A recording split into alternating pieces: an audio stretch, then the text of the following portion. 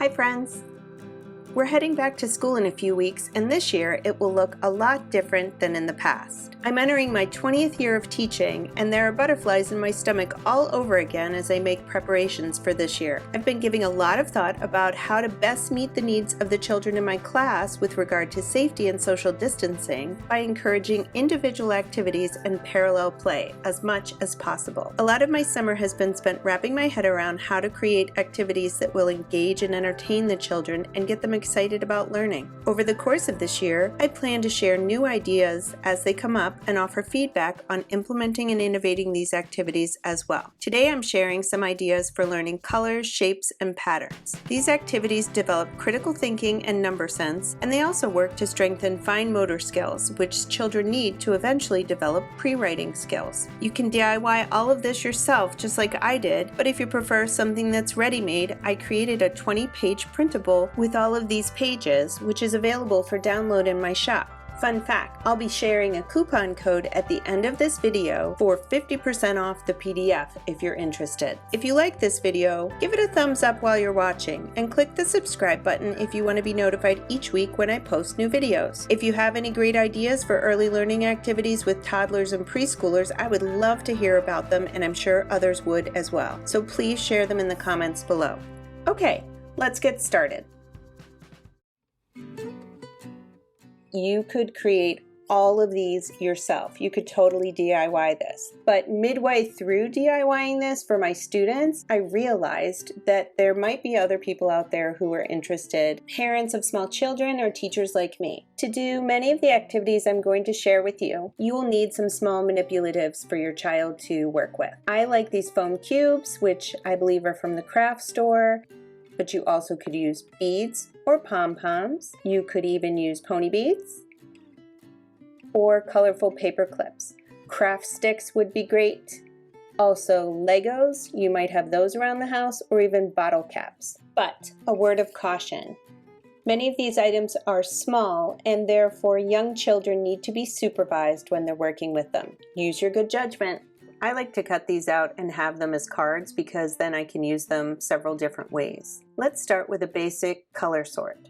When presented in this way, the child will most likely start to place the manipulatives on the corresponding color spots. They're using their fine motor skills to pick up each of the pieces. You can encourage them to do it one at a time and not by the handful. When they're done, you can start to talk about it. Like here, I can count out each of the cubes, just introducing the idea, and encourage that one-to-one correspondence. Ask the child, which one do you think has more?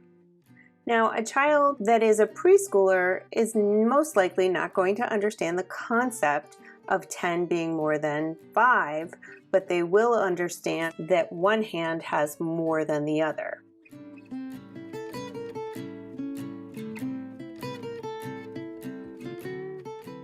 They also might enjoy stacking them.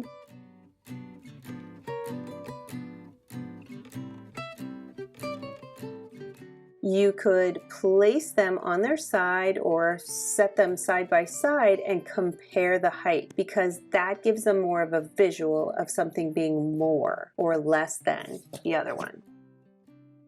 This is another way to do it with the paper clips.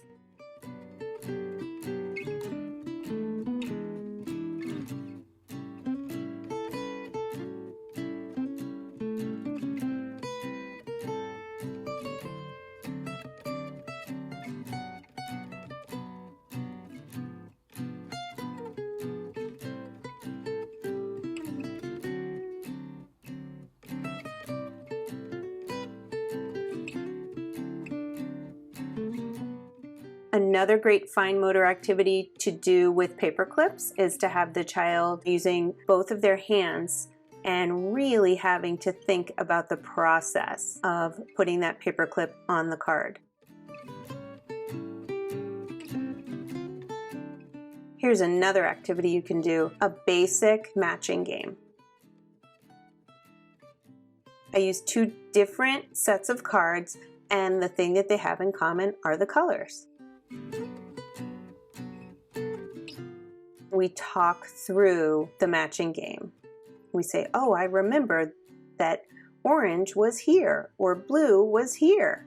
Bingo! When they're all done, you can have the child sort the cards again into the two different designs. Here I have squares that have the different colors, and then I have the paint splotches with the different colors. So again, they're recognizing the similarity between the colors, maybe they're recognizing some letters, but we also can start talking about the shape of the square.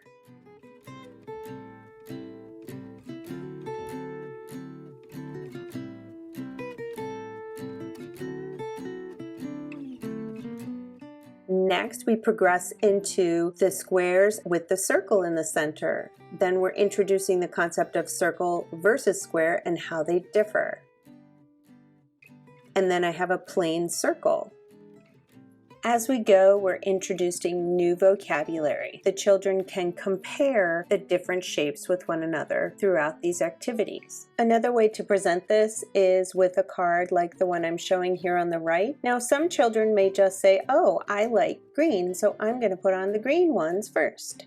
And that's totally fine. They're engaging with the materials and they're communicating their thoughts with you, and that's really important. But you'd like to also encourage that left to right concept, which is a pre-reading skill. You could pack up a few of these items in a pencil pouch and you've got some fun learning activities for on the go. Rather than working with an activity the way you had intended, a child might just fiddle with the blocks and play with them for a bit, and that's totally fine. You are teaching the child that learning is actually fun, and that's really important.